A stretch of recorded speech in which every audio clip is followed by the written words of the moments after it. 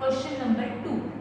इस क्वेश्चन में हमें सिर्फ पूछा गया है पास नेसेसरी जर्नल एंट्रीज। इस क्वेश्चन के नीचे में अगर मैं इसका क्वेश्चन देखती हूँ तो आपको दिया हुआ है पास नेसेसरी जर्नल एंट्रीज, यानी हमें लेजर प्रिपेयर करने की जरूरत है ही नहीं।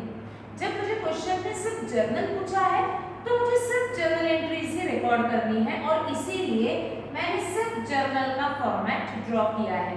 तो अब मेरे सामने लेजर अकाउंट नहीं है तो लेजर को देख के मैं किस तरीके से जर्नल एंट्रीज पास करती हूँ ये मुझे डिसीजन नहीं लेना है। मुझे डायरेक्ट उसकी एंट्री को फॉर्म करते हुए उसको जर्नल बुक में रिकॉर्ड करना है। कैसे रिकॉर्ड करना है हम साथ में करते हैं। सभी के पास जर्नल का फॉर्मेट रेडी होगा।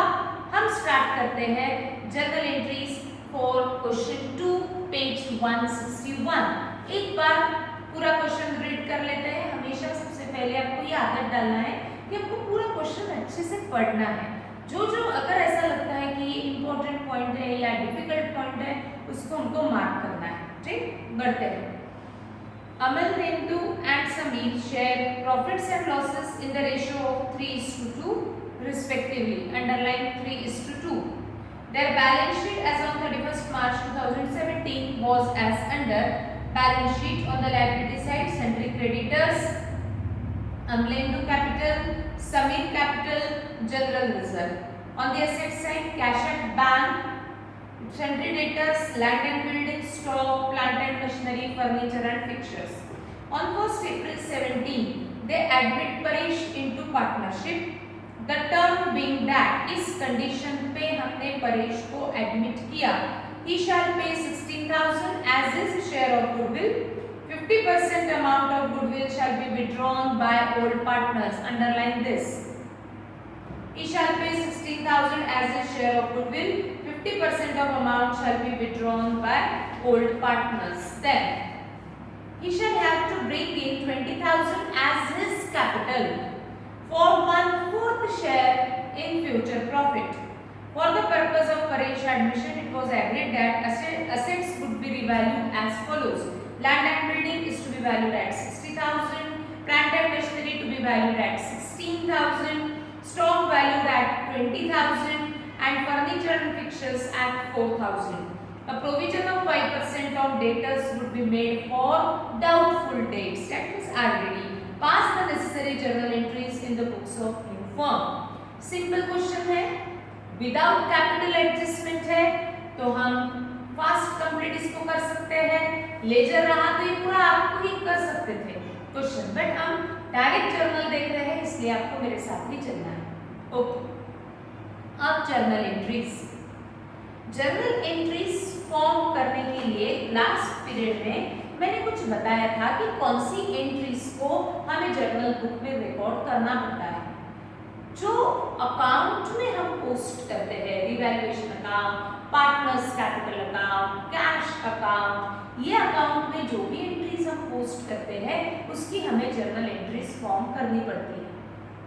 बैलेंस शीट में जो हम रिवाइज्ड फिगर शो करते हैं इसके लिए आपको कोई भी जर्नल एंट्री पास करने की जरूरत नहीं होती क्योंकि balance sheet is a statement. ये स्टेटमेंट बनता है विदाउट पासिंग जर्नल एंट्री।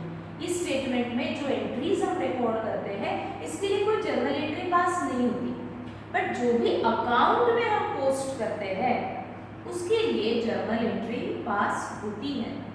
तो जो अकाउंट में आपको रिकॉर्डिंग करना है उसको मुझे जर्नल में रिकॉर्ड करना है।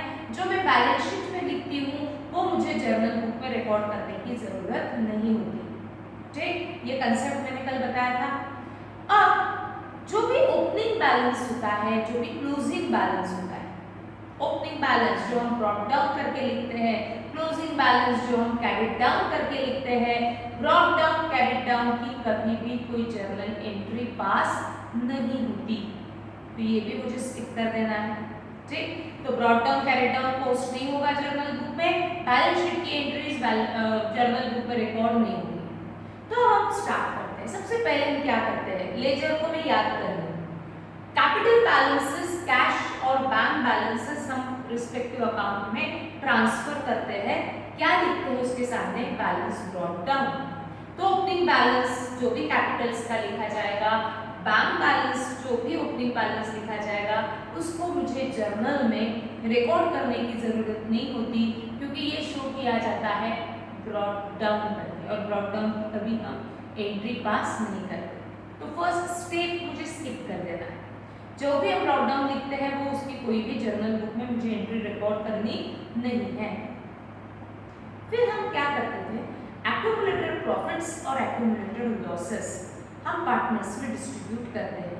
तो एक्यूमुलेटेड प्रॉफिट्स और एक्यूमुलेटेड लॉसेस हमें मिलेंगे जनरल रिजर्व, रिजर्व फंड या P&L अकाउंट के नाम से।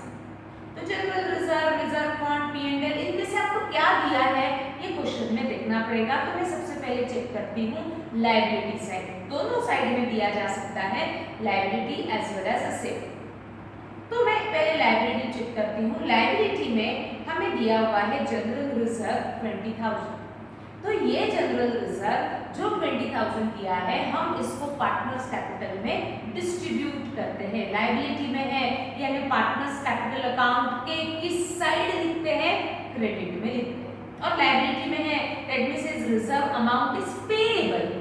किसको पेएबल रहेगा, सारे पार्टनर्स को कि ओल्ड पार्टनर्स को, सिर्फ ओल्ड पार्टनर्स को।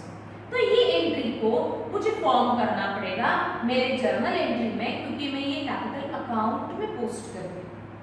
तो मैं इसकी जर्नल एंट्री फॉर्म करती हूँ। रिजर्व का amount payable to old partners, and rule कहता है credit to whom money is payable. किस किस को पेएबल है रिजर्व का पैसा, ओल्ड पार्टनर्स को पेएबल है। तो मुझे ओल्ड पार्टनर्स कैपिटल अकाउंट को करना पड़ेगा क्रेडिट।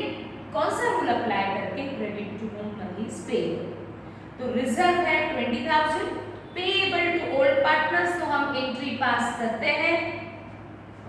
फर्स्ट एंट्री पहले मैं क्रेडिट सोच ली हूं कि मुझे ये amount payable to old partners है, तो फर्स्ट लाइन ब्लैंक रखते हुए मैं क्रेडिट कर दूंगी टू अमलेंदुस कैपिटल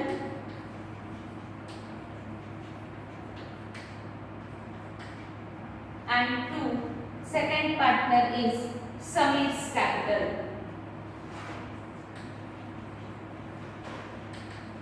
क्या सा अमाउंट हम इसमें डिस्ट्रीब्यूट कर रहे हैं रिजर्व का, तो मुझे डेबिट किसको करना पड़ेगा, रिजर्व अकाउंट को।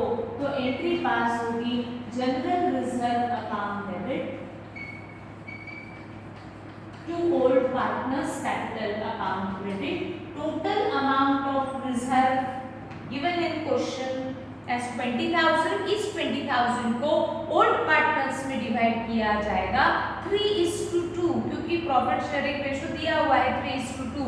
तो हम अगर 20,000 को 3:2 में डिवाइड करते हैं तो फर्स्ट पार्टनर का शेयर और सेकंड पार्टनर का शेयर मुझे कैलकुलेट करना पड़ेगा, that is 12,000 and 8,000।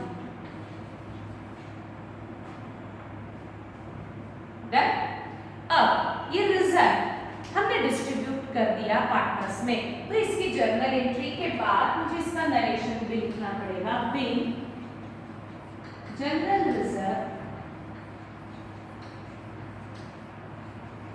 Transfer to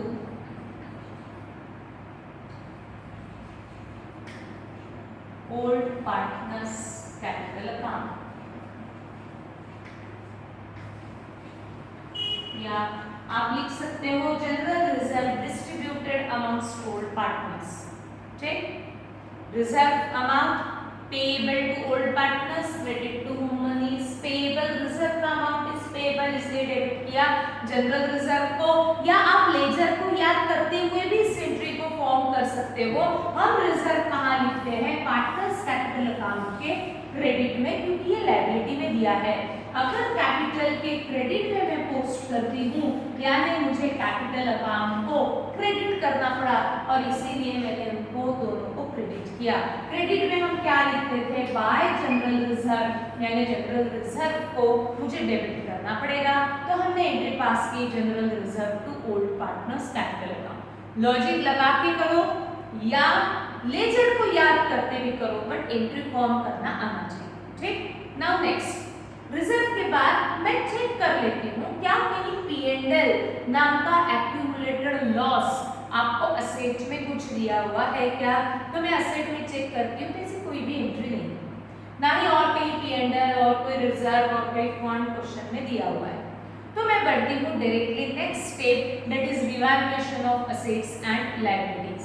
कौन सी एसेट कौन से वैल्यू पे आ चुकी है, उसका डिफरेंस मेरे लिए लॉस प्रॉफिट रहेगा, उसको मुझे रिकॉर्ड करना है। तो कैसे करेंगे रिकॉर्ड, तो जिसके लिए फर्स्ट 2 पॉइंट ये न्यू पार्टनर से रिलेटेड है, तो इसको मुझे अभी करना नहीं, ये मैं सबसे लास्ट आफ्टर रिवैल्यूएशन करूंगी। मैं आती हूँ पॉइंट नंबर 3 पे। For the purpose of Paresh admission, it was agreed that assets would be revalued as follows.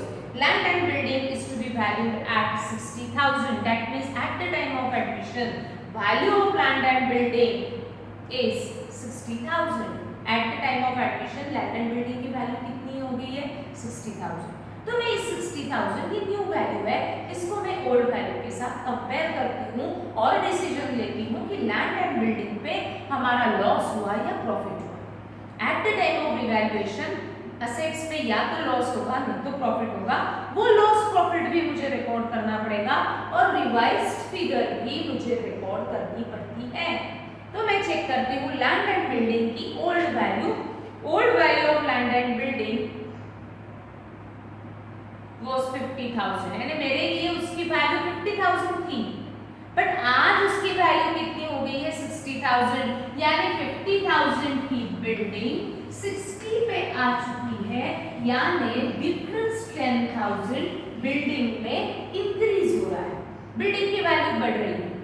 Building की वैल्यू अगर बढ़ती है, असेट की वैल्यू अगर बढ़ती है, प्रॉपर्टी की वैल्यू अगर बढ़ती है, तो हमारे लिए प्रॉफिट।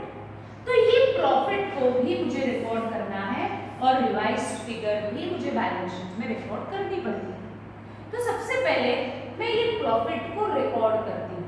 कौन से अकाउंट में profit loss on revaluation show किया जाता है, रिवैल्यूएशन अकाउंट। ये प्रॉफिट है यानी इनकम है तो हम रिवैल्यूएशन अकाउंट के क्रेडिट में शो करते हैं, यानी रिवैल्यूएशन अकाउंट क्रेडिट होगा क्योंकि ये इनकम है। तो मैंने डिसीजन दिया कि सेकंड ट्रांजैक्शन में रिवैल्यूएशन अकाउंट क्रेडिट होगा क्योंकि लैंड एंड बिल्डिंग की वैल्यू इंक्रीज हो रही है, यानी आपके लिए वो इनकम है।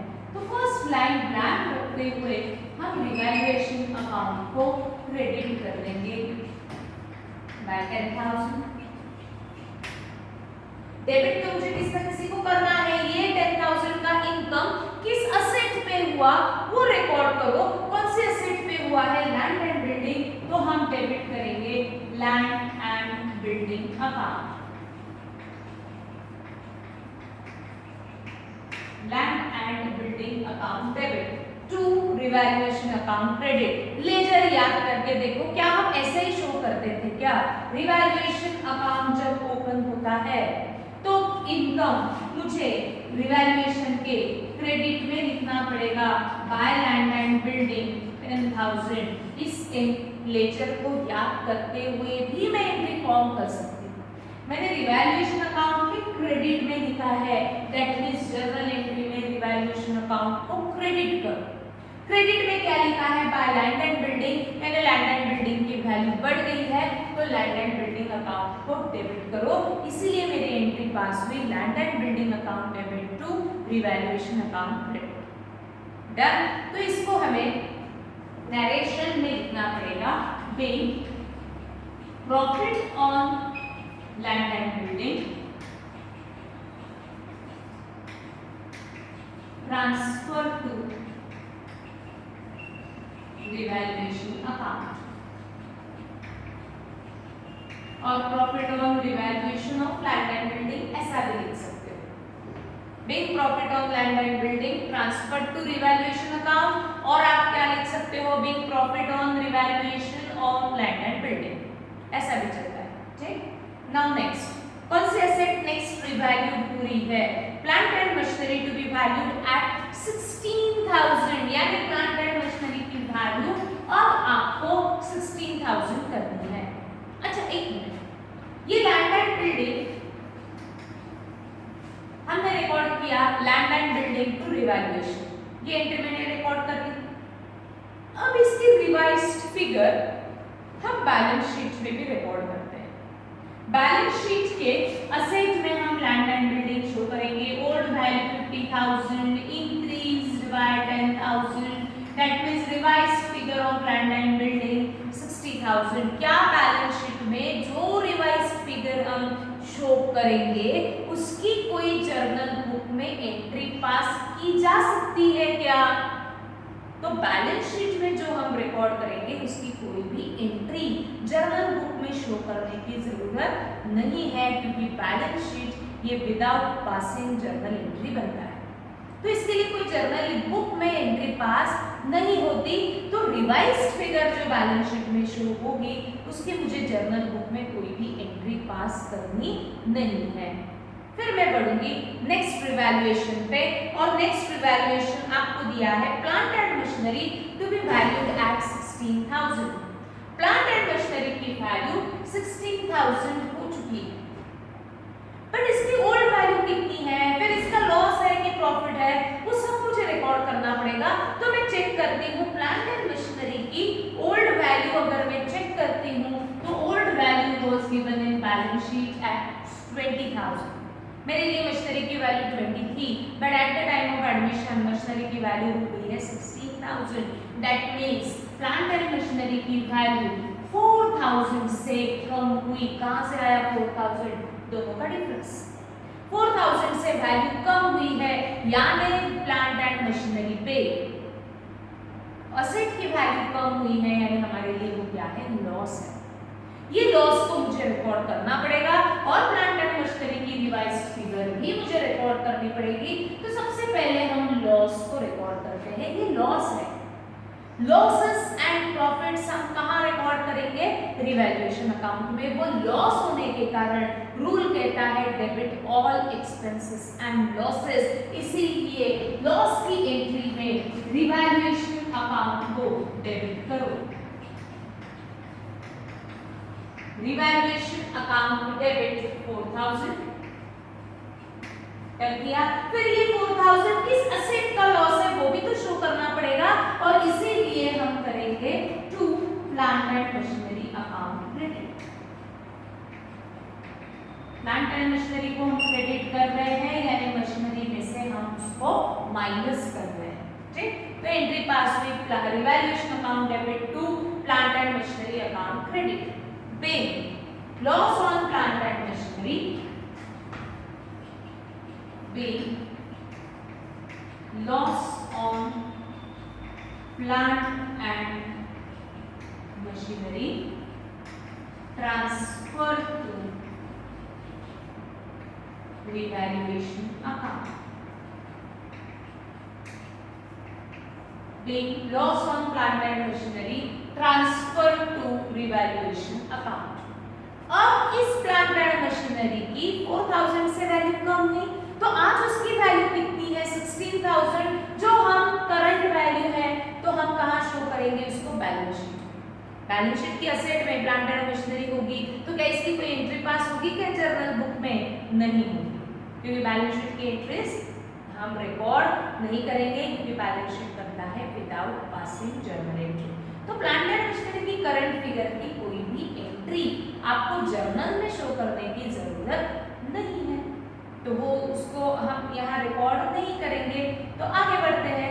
नेक्स्ट रिवैल्यूएशन हमें दिया हुआ है पॉइंट नंबर सी में, स्टॉक वैल्यू एट 20,000। सबसे पहले हम स्टॉक के ऊपर एडजस्टमेंट कर रहे थे। स्टॉक वैल्यू एट 20,000, तो स्टॉक की वैल्यू 20,000 पे आ चुकी है। Current value of stock is 20,000। Check करो, compare with old value of stock. Stock की ओल्ड वैल्यू इज 16,000। 16,000 का स्टॉक आज हो गया है 20,000। तो 16 का स्टॉक मुझे 20 करना है, दैट मींस मुझे स्टॉक पे 4,000 अमाउंट इंक्रीज करनी है, यानी स्टॉक की वैल्यू बढ़ गई। कितने से बढ़ गई? 4,000। कहां से आया 4,000? दोनों का डिफरेंस। स्टॉक मेरे लिए असेट है, और असेट की वैल्यू अगर बढ़ती है तो वो मेरे लिए होगा profit.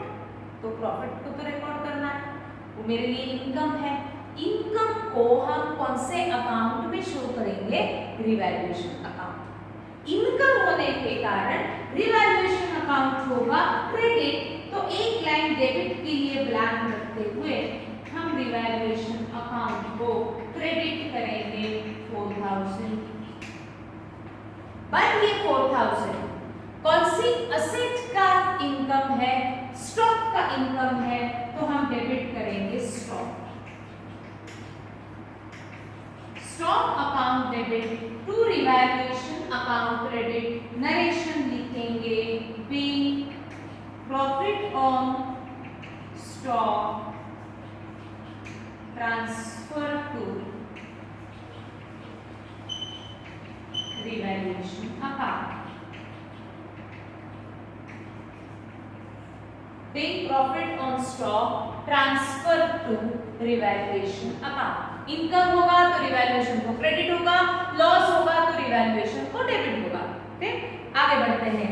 Next is same point में आपको दिया है furniture and fixtures at 4000। Furniture and fixtures valued at 4000 compare with old value of furniture and fixtures.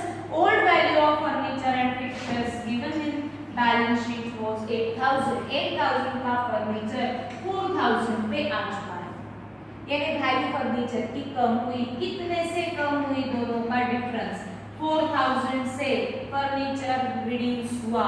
Less करना है, असेट को रिड्यूस करना है, असेट कम करना है, यानी मेरे लिए लॉस। लॉस है ना, तो रिवैल्यूएशन अकाउंट को कर दो डेबिट। रिवैल्यूएशन अकाउंट डेबिट क्यों? क्योंकि इस फर्नीचर में मेरा लॉस हो रहा है एंड सारे लॉसेस एंड इनकम्स हम कहाँ शो कर रहे हैं? Revaluation account. ये 4000 लॉस हुआ। कौन से एसेट का लॉस है? फर्नीचर एंड फिक्चर्स, तो क्रेडिट करेंगे to furniture and fixtures account 4000। Narration लिखेंगे paying loss on furniture, paying loss on furniture transfer to revaluation account. Paying loss on furniture transfer to revaluation account. Then next, last entry, a provision of 5% on debtors would be made for doubtful dates. Doubtful dates, provision for doubtful dates means RDD, provision in a reserve. Reserve for doubtful dates to be maintained at 5% on debtors. तो ये adjustment की RDD आपके लिए होगी new RDD। तो 5% मुझे new RDD maintain करनी है। RDD हम कैलकुलेट करते हैं हमेशा डेटर्स। तो चेक करते हैं डेटर्स। हमारे लिए डेटर्स आपको क्वेश्चन में दिए हुए हैं 24,000। 24,000 पे new RDD to be maintained at 5%। That means new RDD हमारा कितना रहेगा? 1200। इस न्यू आरडीडी को हम ओल्ड आरडीडी के साथ ही कंपेयर कर सकते हैं। क्या आपको क्वेश्चन में ओल्ड आरडीडी क्वेश्चन में दिया हुआ है? क्या नहीं दिया है? तो नहीं दिया है, दैट मींस ओल्ड आरडीडी आपका जीरो था। जो ओल्ड आपकी आरडीडी जीरो थी, अब आपको 1200 करना है, यानी आरडीडी नाम के अकाउंट में इंक्रीज हो रहा है। जो जीरो थी वो 1200 हो रही है, यानी इंक्रीज कितना है? 1200। 1200 से मेरी आरडीडी बढ़ रही है। आरडीडी डाउटफुल डेट्स वैसे डूब सकते हैं, यानी लॉस। जो लॉस पहले जीरो था अब 1200 होने वाला है, यानी लॉस कितने से बढ़ रहा है? 1200 से। वो लॉस होने के कारण इस लॉस को सबसे पहले रिकॉर्ड किया जाएगा रिवैल्यूएशन अकाउंट में। लॉस होने के कारण रिवैल्यूएशन अकाउंट के डेबिट में पोस्ट किया जाएगा। तो रिवैल्यूएशन अकाउंट डेबिट 1200। ये रिवैल्यूएशन का लॉस किसका ऊपर का लॉस है? ये क्या है? आरडीडी है, इसीलिए हम क्रेडिट करेंगे RDD account. Be loss on RDD transfer to revaluation account. Revised figure of debtors after deduction already show किया जाएगा बैलेंस शीट में, बट उसकी आपको एंट्री रिकॉर्ड करने की जरूरत नहीं होगी। बैलेंस शीट की एंट्रीज हम रिकॉर्ड नहीं करते। देन नेक्स्ट आरपीडी के बाद अब सारी एंट्रीज हो चुकी है, फिर हम क्या करते हैं, रिवैल्यूएशन होने के बाद हम बैलेंस शीट चेक करते हैं। स्टेप बाय स्टेप ही चलना है। बैलेंस शीट में जो non revalued assets and liabilities होते हैं उसको हमें as it is new balance sheet में कैरी फॉरवर्ड करना पड़ता है, ये अज्यूम करके कि इसमें कोई चेंज नहीं है, जो ओल्ड होगा वही फिगर पे आपकी न्यू असेट्स लायबिलिटीज रहने वाली है। तो लायबिलिटी साइड चेक करते हैं। लायबिलिटी में दिया हुआ है सबसे पहले सेंट्री क्रेडिटर्स, बट इस क्रेडिटर्स पे आपको कोई भी रिवैल्यूएशन दिया हुआ नहीं है, तो इस क्रेडिटर्स को हम as it is balance sheet के लायबिलिटी में कैरी फॉरवर्ड करते हैं। बट इसकी कोई एंट्री पास होगी क्या? नहीं होगी। क्यों? क्योंकि हमको कहाँ रिकॉर्ड कर रहे हैं, बैलेंस शीट में, और बैलेंस शीट की एंट्रीज में जो भी रिकॉर्डिंग होता है उसकी कोई भी जर्नल एंट्री पास नहीं होती। कैपिटल अकाउंट्स हमने ट्रांसफर कर दिए थे, रिजर्व हमने ट्रांसफर कर दिया था, बैंक बैलेंस बैंक अकाउंट में हम ट्रांसफर करते हैं, ब्रॉट डाउन की कोई एंट्री पास नहीं होती। Debtors, land and building, stock, plant and machinery, furniture and fixtures, सब पे रिवैल्यूएशन था, तो सबके लॉस प्रॉफिट की एंट्री मैंने जरूर रिकॉर्ड की है, बट सबकी रिवाइज्ड फिगर जो बैलेंस शीट में हम रिकॉर्ड करते हैं उसकी कोई भी एंट्री हमने पास नहीं की, क्योंकि मुझे सिर्फ जर्नल एंट्रीज पूछे, बैलेंस शीट की एंट्रीज में जर्नल में रिकॉर्ड नहीं करती हूँ। अगर मुझे लेजर पूछे होते तो बैलेंस शीट की एंट्रीज मैंने शो की होती।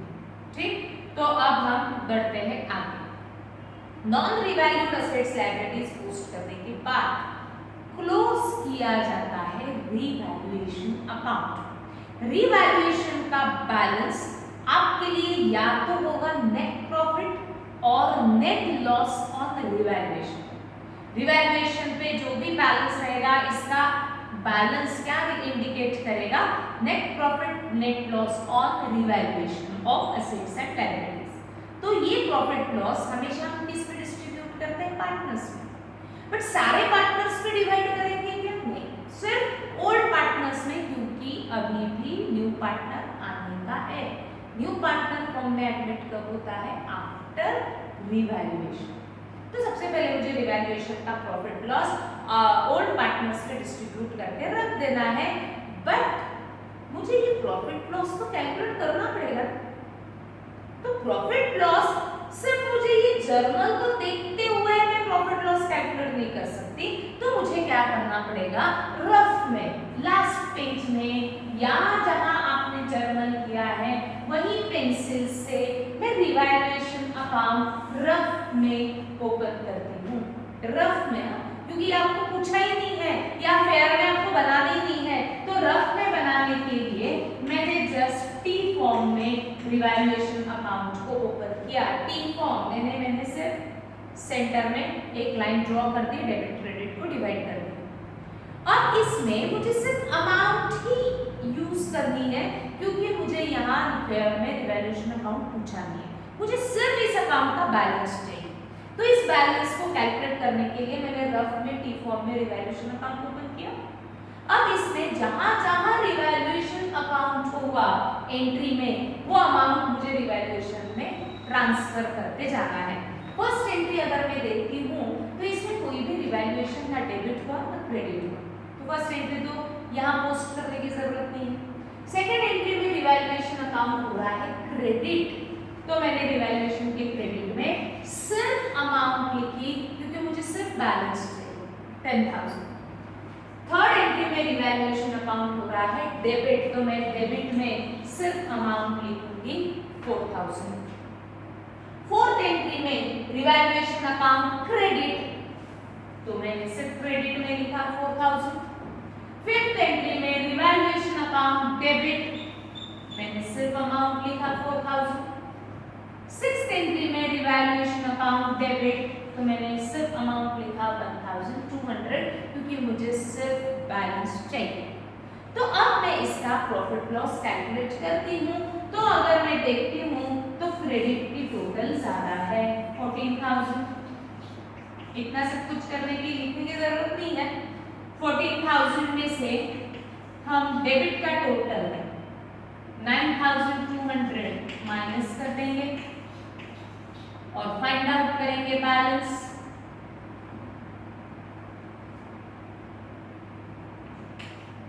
$4,800 और ये 4,800 जो बैलेंस आया है उसको मुझे पार्टनर्स में डिस्ट्रीब्यूट करना पड़ेगा उनके प्रॉफिट शेयरिंग रेशियो में जो 3:2 दिए हुए हैं।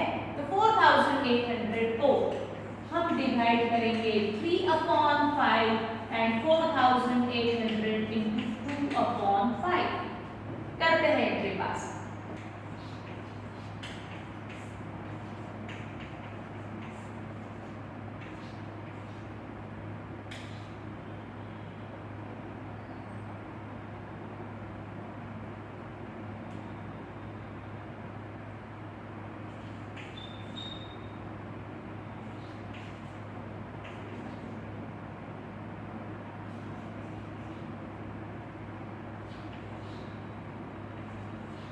$2,880 and 1,920 ये बैलेंस ये शेयर मुझे डेबिट में लिखना पड़ेगा। क्यों? क्योंकि डेबिट की टोटल कम थी ना। तो डेबिट में मैं शेयर लिखती हूँ 2,880 and 1,920। पार्टनर का सेकंड शेयर रहेगा सेकंड पार्टनर का। तो हम कैसे लिखते थे रिवैल्यूएशन के डेबिट में? 2 first partner Amalendu and 2 second partner Sameer. तो इसको देखते हुए मुझे जर्नल एंट्री फॉर्म करते हुए आना चाहिए। मैंने रिवैल्यूएशन अकाउंट के डेबिट में लिखा है तो जर्नल एंट्री में मुझे रिवैल्यूएशन अकाउंट को डेबिट करना पड़ेगा। रिवैल्यूएशन अकाउंट डेबिट 2 मैंने क्या लिखा? जो 2 होता है वो हमेशा क्रेडिट ही होता है। 2 अमलेंदु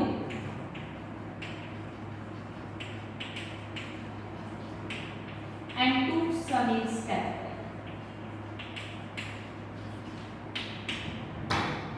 2,880 and 1,920। 2 अमलेंदु's कैपिटल के सामने अमलेंदु का शेयर, 2 समीर्स कैपिटल समीर के सामने समीर का शेयर, दोनों का टोटल रिवैल्यूएशन के सामने 4,800। Done.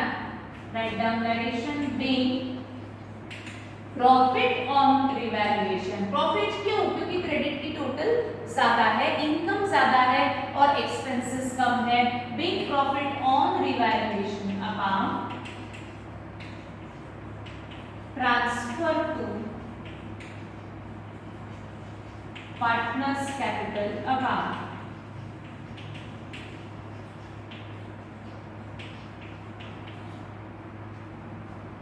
Being profit on revaluation account transfer to partners capital account. Now after closing revaluation account हम क्या करेंगे? नए पार्टनर को एडमिट करेंगे। तो नए पार्टनर से हम 2 टाइप का अमाउंट रिकवर करेंगे। सबसे पहले कैपिटल तो उसको कंपल्सरी देना ही है। लाया हुआ उसका कैपिटल मुझे किसी में भी डिस्ट्रीब्यूट करना नहीं है, उसी का ही पैसा है, उसी को ही वापस किया जाएगा।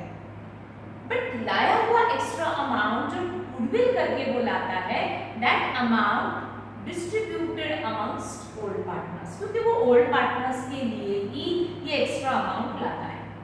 तो उसने कैपिटल कितना लाया, उसने गुडविल का अमाउंट कितना लाया, ये सारी इंफॉर्मेशन आपको क्वेश्चन में दी हुई है। सबसे पहले मैं देखती हूँ उसने कैपिटल कितना कंट्रीब्यूट किया। पॉइंट नंबर 2 में दिया हुआ है he shall have to bring in 20,000 as his capital।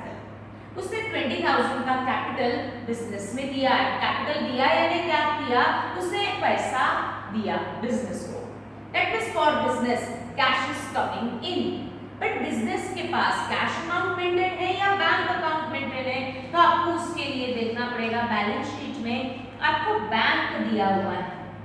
तो उसने बैंक इंस्टेड ऑफ कैश हम किस अकाउंट को डेबिट करेंगे? बैंक अकाउंट को डेबिट करेंगे और एंट्री पास करेंगे। अब ये कैपिटल और गुडविल हम हमेशा वर्किंग नोट में शो करते थे, बट आपको उसको वर्किंग में अब शो करने की जरूरत नहीं क्योंकि आप जर्नल एंट्रीज ही पास कर रहे हैं। तो मुझे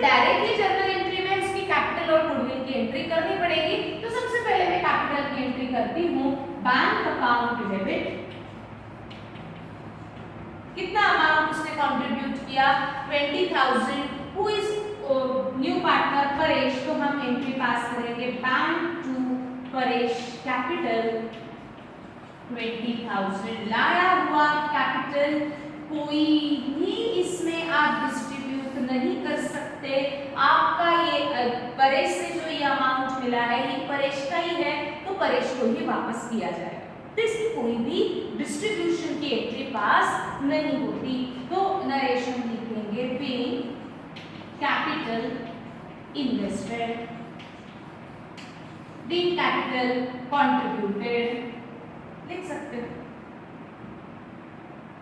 देन उसने कितना गुडविल फर्म में लाया एक्स्ट्रा अमाउंट, वो भी आपको क्वेश्चन में दी हुई है। पॉइंट नंबर 1 अगर मैं पढ़ती हूं तो आपको दिया है ही shall pay 16,000 as his share of goodwill. Paresh ने उसका शेयर गुडविल में लाया, सारे फर्म का शेयर वो कभी भी नहीं लाता, उस गुडविल में रेपुटेशन में अपना शेयर लाता है एक्स्ट्रा अमाउंट। कितना है उसका एक्स्ट्रा अमाउंट 16,000। रेस तो कहीं नहीं दिया, यानी उसे ये 16,000 फर्म को तुरंत दे दे, फर्म को पैसा मिला, अगेंस्ट गुडविल मिला, तो फर्म उसको रिकॉर्ड करेगी पैसा मिला, that means cash is coming in, but instead of cash bank account debit 16,000। ये 16,000 टुवर्ड्स गुडविल मिल रहा है, तो हम एंट्री पास करेंगे bank account debit to goodwill account credit 16,000। Then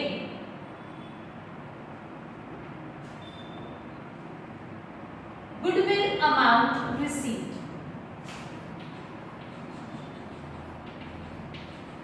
then goodwill amount received.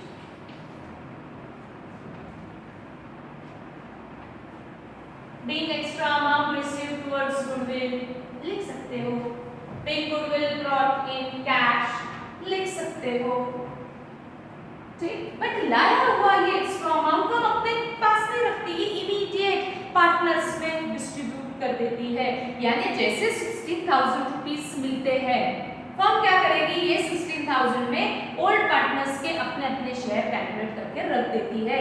उन ओल्ड पार्टनर्स को बताएगी कि 16,000 में आपका शेयर इतना है, आपका शेयर इतना है, क्या आप इसको विड्रॉ कर रहे हैं क्या? पार्टनर्स ने विड्रॉ किया होगा तो क्वेश्चन में मेंशन होता है, नहीं किया होगा तो नहीं होगा मेंशन। क्या है पॉइंट नंबर 1 में आपको दिया हुआ है ही shall pay 16,000 as a share of goodwill, 50% amount of goodwill shall be withdrawn by old partners। तो गुडविल मिला, पहले मैंने एंट्री रिकॉर्ड कर दी, और ये 16,000 में मैं शो करूंगी कि अमलेंदु का शेयर इतना है और समीर का शेयर इतना है। वो डिस्ट्रीब्यूशन की एंट्री मुझे नेक्स्ट में रिकॉर्ड करनी पड़ेगी। 10th एंट्री में हम रिकॉर्ड करेंगे goodwill amount distributed amongst old partners, और वो डिस्ट्रीब्यूशन की एंट्री बनेगी हमारी 10th entry. Goodwill amount firm को क्या करना है, ओल्ड पार्टनर्स को देना है। रूल कहता है ये पार्टनर्स को देना है, credit to whom money is payable, तो पहले हम पेएबल कर देंगे Amalendu's capital and Sameer's capital. क्या सा अमाउंट आप ये डिस्ट्रीब्यूट कर रहे हैं, जर्नल एंट्री में शो करना पड़ेगा ना, तो गुडविल अकाउंट डेबिट, इसीलिए एंट्री पास होती है goodwill account debit to Amalendu's capital to Samir's capital. कितना अमाउंट उसने कंट्रीब्यूट किया है 16,000 एज एक्स्ट्रा अमाउंट, तो ये एक्स्ट्रा अमाउंट 16,000 में हम दोनों का शेयर कैलकुलेट करेंगे 3/5 एंड 2/5। 16,000 into 3/5 and 2/5 अगर हम करते हैं तो 9,600 and 6,400 ये आ गए उनके शेयर। पेएबल हमने दिखा दिया, बिग गुडविल अमाउंट पेएबल।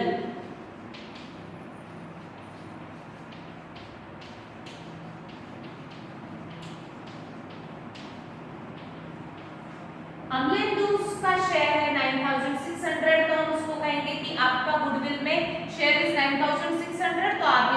जाओ। समीर को बताएंगे आपका शेयर है 6400, आप ये लेकर के जाओ। बट उन्होंने फुल अमाउंट विड्रॉ किया या हाफ अमाउंट विड्रॉ किया। क्वेश्चन में दिया हुआ है 50% of amount shall be withdrawn by all partners, यानी अमलेंदु ने फुल अमाउंट विड्रॉ नहीं किया, 50%, किसका 50%? उसके शेयर का 50% ना। 9600 ये उसका शेयर है, बट उसमें से उसने 50% विड्रॉ किया, यानी 4800 अमलेंदु ने विड्रॉ किया, यानी वो गुडविल 4800 लेकर के गया, गुडविल लेकर के गया, यानी क्या लेकर के गया? कैश ही लेकर के गया। गुडविल दिया यानी क्या दिया? कैश। तो गुडविल विड्रॉ किया यानी क्या विड्रॉ किया? कैश विड्रॉ किया। That is for firm, cash is going out, cash बाहर जा रही है। But instead of cash, two lines blank रखते हुए हम बैंक को क्रेडिट करेंगे। अभी अमाउंट मत लिखो, बैंक को हमने क्रेडिट कर दिया क्योंकि cash is going out. Who is the receiver? ये कैश कौन कौन लेकर के जा रहा है? अमलेंदु एंड समीर। तो हम डेबिट करेंगे Amalendu's capital and Samir's capital. But Amalendu ने फुल अमाउंट विड्रॉ किया है क्या? नहीं, 50%। किसका 50%? उसके शेयर का 50%। उसका शेयर इन गुडविल 9600 है, इसका 50%, that means 4800। Sameer share in goodwill है 6400, उसका 50% यानी 3200। तो total amount withdrawn by old partners 4800 plus 3200, that means 8000, exact 50% of goodwill amount withdraw हुई है। गुडविल था 60000 का, बट उन्होंने विड्रॉ किए हैं 50% शेयर, दैट मींस 8000, जिसमें से Amalendu share is 4800 and Sameer share is 3200। ये कहां से आया? उनके शेयर का 50%। ठीक। Narration be, 50% goodwill withdrawn by old partners। 50% of goodwill withdrawn by old partners। यहीं पे हमारी एंट्रीज खत्म होगी, क्योंकि इसके बाद की स्टेप क्या है? हम अकाउंट्स क्लोज करते हैं, बैलेंसेस को कैरी फॉरवर्ड करते हैं बैलेंस शीट में, कैरी डाउन मेंशन करते हैं। कैरी डाउन की कोई एंट्री पास नहीं होती। बैलेंस शीट में जो हम बैलेंसेस लिखने वाले हैं उसकी भी हमें कोई एंट्री पास नहीं करनी। यानी जब आपको जर्नल एंट्रीज पूछी जाएगी, जब कैपिटल एडजस्टमेंट नहीं है, तो मेरा गुडविल तक ही मेरी एंट्रीज को मुझे कंप्लीट करना है। ठीक। तो मुझे जर्नल एंट्री करते समय सिर्फ रिवैल्यूएशन का प्रॉफिट लॉस शो करना है, कैपिटल की एंट्री कर दी है, गुडविल की एंट्री कर दी है। प्रॉफिट और लॉस ऑन रिवैल्यूएशन के लिए रफ में हमने रिवैल्यूएशन अकाउंट ओपन करके हमने फिर कैलकुलेट किया। ठीक है, कल करेंगे आगे।